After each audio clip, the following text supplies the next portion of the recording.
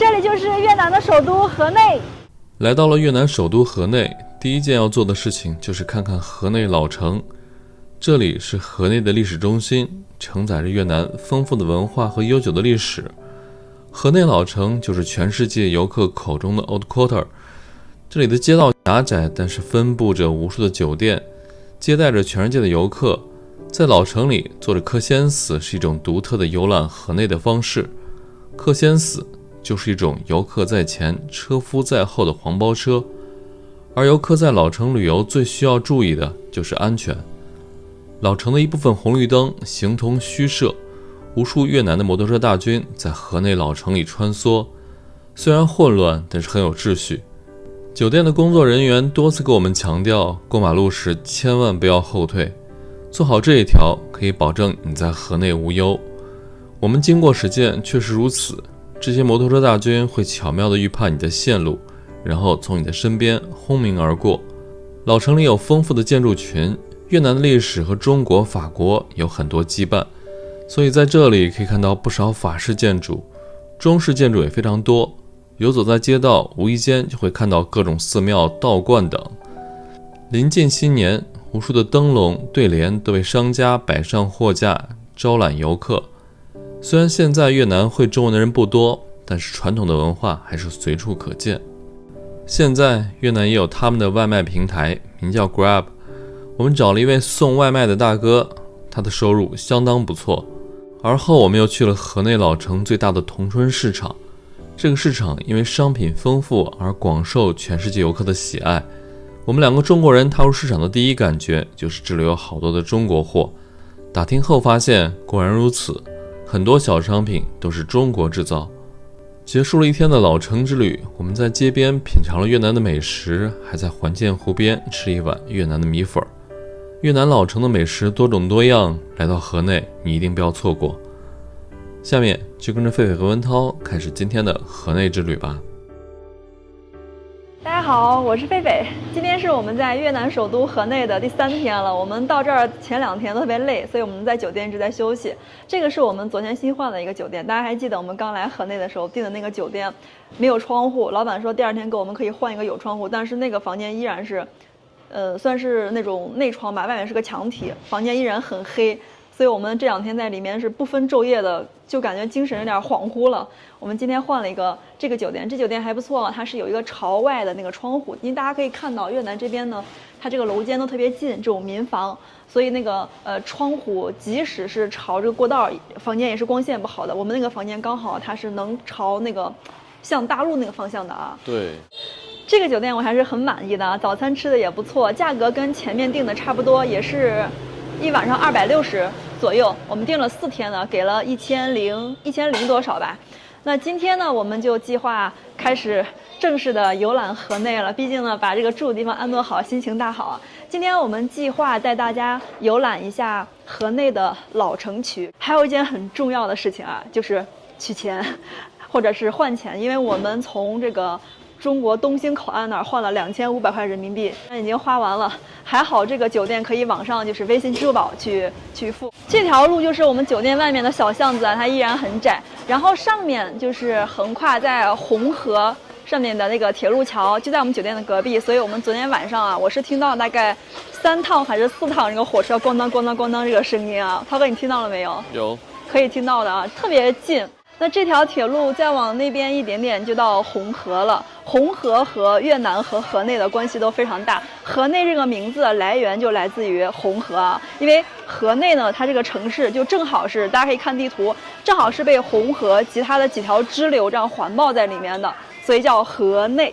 那红河的整个长度是达到了1280公里，也是越南北部最大的一条河流。最终呢，这条河流呢从北部湾那个地方入海的。因为红河它流经的区域有很多那种矿物质，所以它的河水整个是呈红色的。大家看一下，我跟狒狒刚出来这条街道哈，其实我们的酒店还是不错的，有个3星4星的水准。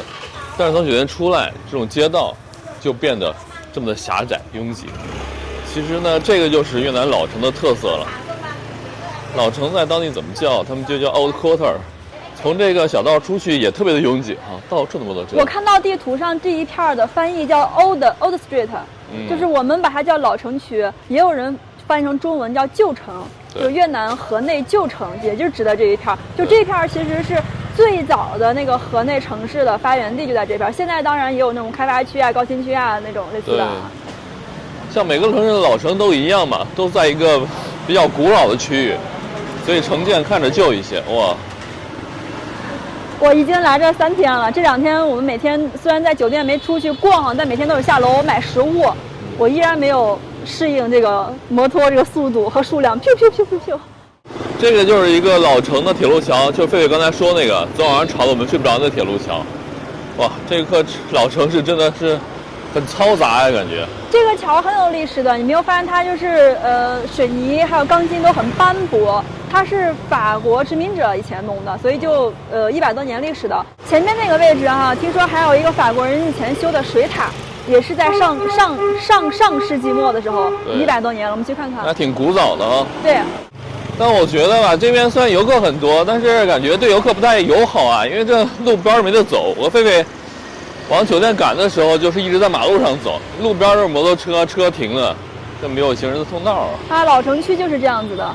不过我昨天跟酒店老板聊天的时候，他告诉我说，现在老城区这边为了方便游客，在每周5晚上开始，包括周6、周日这几天，他是把主要的几条街禁止车进入。就可能会弄那种栏杆什么的，对，把那些区域彻底改成步行街了，这样对游客能好一点啊。不过呢，我们这个位置是在老城区的边缘上，这块肯定是不进车的。对，哇，摩托车太多了，把我吓得走在路边。哎，那边好多是印度的游客呀，我们这2天在这河内那边碰到了超多的印度游客。大家有没有发现哈，越南河内这边还有另一个特色，因为现在已经是越南北部的，算是冬季了，虽然温度没有很低，现在最低是11、12度，最高是18、19度，没有超20度。这边的当地居民很多都穿上羽绒服了，薄款羽绒服，但是呢，他们脚上依然穿的是拖鞋，而且没有穿袜子，就直接是拖鞋，就感觉上身和下身穿的好割裂呀。哇，前面还有越南的交警啊，衣服好像我们90年代的时候，上世纪90年代的。对。哇，这衣服好酷啊！我们来到这边感觉是什么哈？我和狒狒都算是那种能扛冻的了，但是越南人好像特别怕冷。像这种温度，你看狒狒穿了一个冲锋衣。哎呀，我是9分裤。对。9分裤。然后越南人全都是羽绒服了已经。但他们是拖鞋啊，这就很奇怪。还有一些欧美人也是羽绒服加短裤，更牛了是吗？河内老城这边的房子还是很有特点的，它首先有这种东南亚这种普遍骑楼的风格，其次就是它历史上被法国长期殖民过，所以它有一些法式建筑的特点，还有一些就是越南当地本地的元素融入在里面。我们现在站的这个小路口就是到了这个水塔的位置，这个水塔呢是1890几年建的，到现在已经有120、130年历史了，它这个通体都是石头做的，我觉得这个留的时间还是挺长的，挺坚固的，它也没有拆，一直在这个位置。后面呢就是河内这边到处可以看到的给游客坐的人力3轮车，然后我们中国人也把它戏称为客先死，因为这个司机呢是在后面的，客人坐在前面，如果发生交通事故的话，肯定是客人先出问题嘛。那这种人力3轮车呢，也是从法国殖民时期开始有的。当时呢，法国人就很喜欢，坐在车夫的前面，这样他们可以毫无阻挡的去，欣赏街边的风景，并且呢，可以不用闻这个车夫身上的汗味儿，所以就有这样的一种交通工具。那现在呢，这种车主要就是供游客坐，当地人是不会去乘坐的。听说这种车的价格挺贵的，我现在去问一下价格啊。Hello, how much? 我刚刚去问了一下啊，价格倒不是很贵，他说是可以带我们在老城区基本上转一圈，40分钟时间，收20万盾，就是人民币60块钱。不过呢，我没有听清楚是可以坐几个人，涛哥你听清楚没？他说可以2个人坐，好像是。但我没有，因为他那个语言不太好，我没有搞清楚是一个人60块，还是说2个人一起60块。我觉得应该是按人头。是吧？对，我说你这点特别好，知道吧？在国外哈，坐任何的交通工具，你当说好价格的时候，你一定要问是我们一起还是说一个人。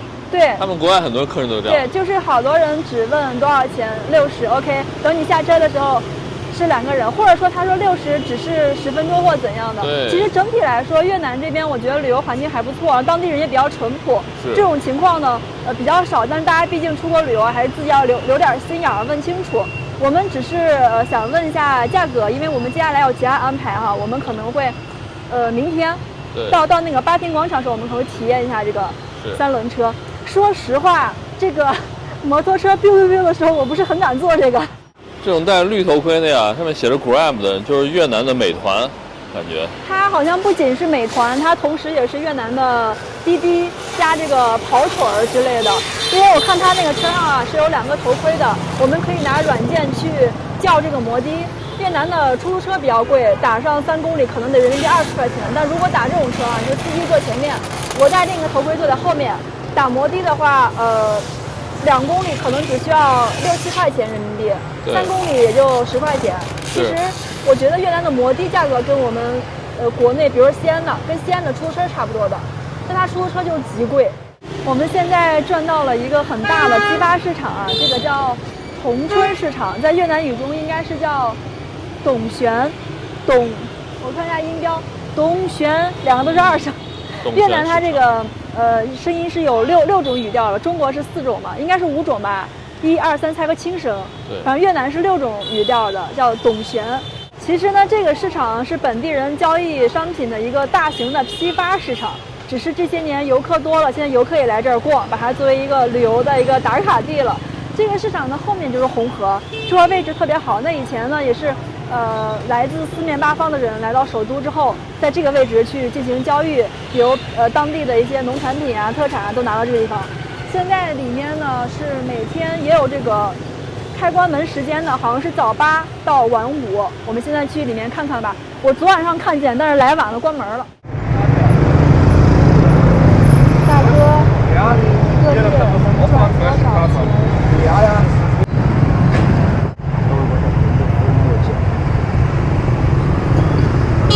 哦，1000万以上，就是人民币3000块钱。哦，还可以。Same in China, same. Thank you. Thank you. 我们现在刚进这个董旋市场，发现这边类似是中国那边的小商品批发市场。义乌批发城，什么都有啊。哇，全是表，哈雷，然后是金壳、金面、钢带。哈雷，这个可能是中国产的吧？它里面的标签都是。对。全国统一零售价298。哦。全国统一零售价。果然呀，没有想到我们在河内最大的批发市场里，这些全是中国产的 ，Made in China。我问了一下价格，老板说是45万，也就是135块钱。这个上面标的零售价是298，这个在国内也就卖100多块钱是吧？对，这种表。帽子不错，这边的。这个大街上好多当地人戴啊，我也想买一个。可以吗？可以。有镜子吗？Hello. Do you have the mirror? No. How much is? 80,000，8万。好看吗？挺好看的。要不买一个？颜色特别适合你原亮色的，因为你适合那种帽子。有点大，有点小一点。适合那种。这个吗？草帽，这种挺漂亮的，适合女孩戴一些。这个。对。哇，这个商场从下面看还挺大的，这是我们这1楼，这2楼、3楼、4楼，哇，挺高啊，上面。各种各样的市场。我觉得这边的小商品跟中国价格差不多。对。帽子也是20多30，还有卖这些厨房用的锅碗瓢盆。没有便宜到哪儿去哈。可能我们是属于零售，批发应该是一个价吧。是。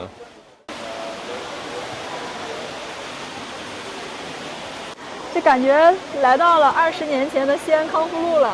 你看这边这个鞋子、衣服都是一整麻袋的。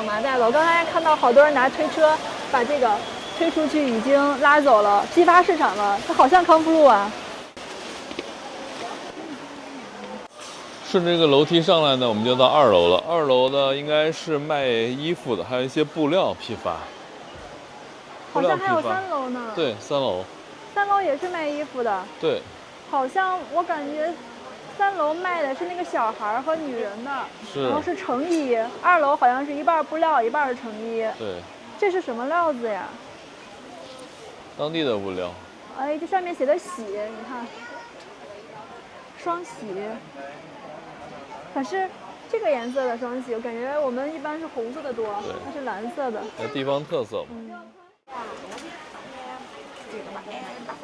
其实这市场主要就是一个小商品批发市场啊，很多越南人在这儿批发东西，啥都有啊，生活百货这层基本都是吃的，游客一般只在1楼逛。对。然后2楼那个服装一般不去，1楼全是什么小商品。这就是你爱吃的那个绿豆糕哦，咖啡可以买一个，跟东兴的一样。哎，不错呀，可以买一个。你知道吗？我还看到很多游客，没有你爱吃那个品牌。我刚看到好多俄罗斯的，还有2个印度的。你知道我听他们说什么吗？你冷不冷？我给你买个夹克 jacket。印度人也跟越南人一样怕冷啊。我和狒狒啊，还是决定吃一个在东兴那边的绿豆糕。30，OK。这一个3万。OK。狒狒真的是在国外瞬间忘记搞价了。我觉得不贵，9块钱。是吗？东兴10块，价格一样的。感觉东兴的大一些吧。一样的。哦。之前我们东南亚的同事都跟我说过了，说这边一般就直接跟你说底价，然后没有就是讨价还价的这个习惯。对。而且我觉得这个价格可以啊，不贵啊，9块钱，走吧。河内这边的外国游客可真多呀，不光有东亚的，还有好多南美的、印度的、欧洲的、北美的，全世界人都有。我给你讲一个好玩的。昨天我碰到了一个大学生，对，越南人，然后他用中文问我，他说你是外国人吗？我第一反应就是你才是外国人呢。越南这边的文化又特别流行龙，看那个包装袋上都是龙。那边有那个月饼礼盒，对，越南也有春节、中秋节这种的卖月饼的。而他们的礼盒上好多龙和喜啊。发现一个超窄的巷子，卖着各种各样的小吃，都是当地的小吃。哇，这个油炸的感觉蛮好吃的。还有虾呢，虾饼啊。虾饼。感觉都没有见过。螃蟹。真的是哎。哇，还有蜗牛，各种螺。我现在在河内的街头发现了一种美食啊，当地的这个好像是油炸的饺子，这饺子很大，里边老板说是有肉和蛋，但我不知道什么肉，我要了一个尝尝，一个是15K，4块5人民币。这就是我的炸煎饺了，个头还挺大的，不过我看当地人都是把它切成小块蘸什么料，我让老板给我也切一下，他们本地人就是这样子的。切成小块儿，然后拿筷子夹着蘸料吃。这个还挺大的，我觉得我吃一个就饱了。哇，里面全是肉。好了，成品就是这样子的越南美食。哦，还有这个是香菜，还有薄荷、生菜，各种各样的绿叶菜。不过我觉得这个肉应该很香，看起来非常的饱满，这个馅料。这是蘸汁儿，里面好像有这个萝卜和泡菜吧，然后老板给我里面放点辣椒。这个老板不会英语，他刚说的越南语，我拿翻译软件翻译了一下啊。我问他里面是什么馅儿的，他说有肉有蛋，果然是。看，这个好像是鹌鹑蛋，小一点的，这个肉有点像猪肉，鹌鹑蛋和猪肉，再蘸点这个料，街头美食。很好吃，稍微有点辣，但很好吃。里面还有一点，好像是白萝卜和粉丝。这就是河内的交通啊，哇，太拥堵了。有一些小的路口，大家都堵一起去了，哇，太难走了。哦。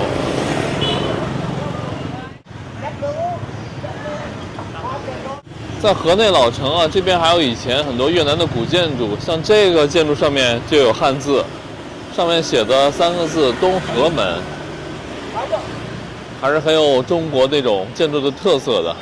然后在这个下面呢，这有个碑，这个碑我刚才用翻译软件看了一下，它意思就写的这个是保护文物的意思。哇，看这城墙，历史斑驳的痕迹啊！你知道这儿为什么叫东河门吗？不知道，因为红河就在旁边。哦，这正好在红河的正东边。你看一下地图，你看，我们现在在这儿，这片都是老城区，对，它算是老城区东门的一个位置。这就是河，红河。对对对。我们现在在这儿，等于进了这个门就进城了哈。对，毕竟呢，越南也用了2000年的汉字嘛，汉语汉字，所以它这个取名跟我们是一样的，东河门。啊，富马萨诺 ，Thank you。马杀鸡啊，足疗，脚部马杀鸡。他们这边的足疗挺便宜的，我上次看了，那种半个小时的足疗才40块钱，哦，还可以。对，去找一家金店，我们准备换点越南盾，我们手上越南盾不多了。这已经是我跑的第3家可以换越南盾的地方。我们不是把那个越南盾现金用完了，所以我想着找银行取一点，或者拿我们的美元换一点。我刚打听了一下啊，河内的换汇是这样子的，也给大家以后来旅游提供一个参考。这边给到这个美金的汇率还不错，1美元可以换到24200越南盾，但人民币普遍比较低，不太划算。最少的一家只给到1比3000。也就是我们在东兴口岸换的80%多，不到90%了，我觉得还是比较少的。这家给的还不错，给到3350，但它要一点点那个手续费，所以整个算下来呢，还是拿美元去换越南盾会划算点。还有就是这边是不接受移动支付的，微信、支付宝这些都不行，必须是现金兑现金。然后它可以接受的币种像美金、欧元、英镑、人民币还有澳币这些，都是世界上主要通用的这些货币，他们都是可以换的。